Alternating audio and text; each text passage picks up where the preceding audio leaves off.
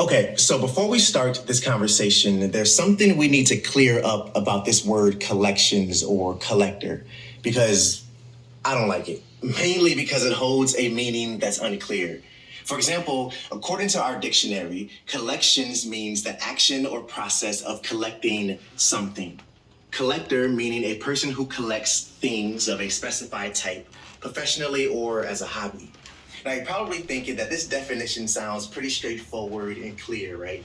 Especially to someone who is practicing minimalism or living an intentional life. So really, that means all collecting or collections goes against the forward momentum you're making on your journey. But see, my question then is what is considered acceptable versus unacceptable collecting? Because to me, the line seems blurred, which is why I'm not a huge fan of the word collecting as it stands, right? And here's why. Let's say you're living a minimalist and intentional life the best way you know how. And everything that you add to your life is of value and things you enjoy. So let's say you enjoy plants. You're a plant mom or a plant dad, and just having plants around is your thing, right? So then technically, you have a plant collection, or you're someone who collects plants, right? It's acceptable.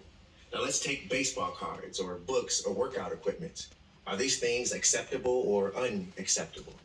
See, the thing that makes this interesting is the natural contradiction the word collecting presents in a conversation around minimalism. For the same reasons I presented earlier. What's considered acceptable versus unacceptable collecting? And to me, the difference has everything to do with perspective and mindset. See, in the world of minimalism, it's easy to feel like your life in space is never minimal enough in comparison to what, though, right? Which is a conversation for another time. But if you're adding a collection to the mix, it makes that feeling more prominent, right? So how do we navigate this tightrope, per se, of minimalism and collecting? 3 things that work in a continuous cycle. Number 1 is review.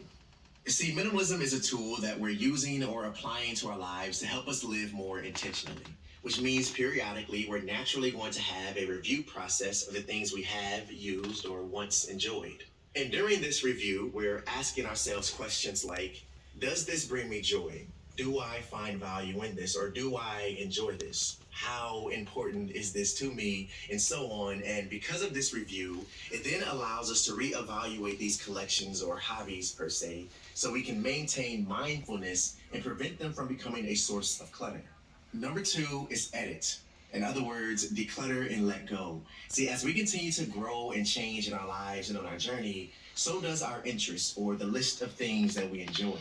And because of this, it's important to recognize that sometimes a piece of our collections may become clutter, as we no longer find value in it or enjoy doing it. When this happens, it means it's time to let go, because there's no reason to hold on to it. Easier said than done, I know, but when we find ourselves holding on to things that we don't use, value, or enjoy, it's not really a collection or a hobby anymore. It's, dare I say, hoarding. Number 3 is enjoy. See, before you start anything I've talked about so far, you first have to change the idea in your mind that all collecting is bad or dangerous, because so is staring at a screen and plenty of other things if it's done mindlessly and carelessly. I mentioned earlier that the difference between acceptable and unacceptable collecting is perspective and mindset. But I also want to add enjoyment and purpose to this conversation. You see, regardless of what hobby you have or collection you embrace, the key question is, do you enjoy it? And if you do, always be mindful and purposeful about it. And if you don't, or are finding that enjoyment fading, then that's when that cycle I was talking about starts to repeat itself. And you have to go back and then start the review process all over again from the beginning. Remember, it's review, edit, enjoy. Here's a final thought to sum this up for you. If anything you collect or have an interest in is done with intention, purpose, and within reason, and not with a hoarder-esque mindset, then what's the problem? If you enjoyed this video, make sure to thumbs up for me. If you have a collection like baseball cards or plants or anything else, let me know in the comment section down below. Or if this video made you think differently about your collection, let's talk about that in the comment section as well.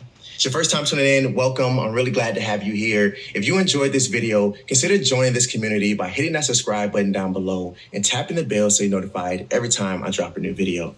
Always remember to stay true to you. And I'll see you in the next one. Peace.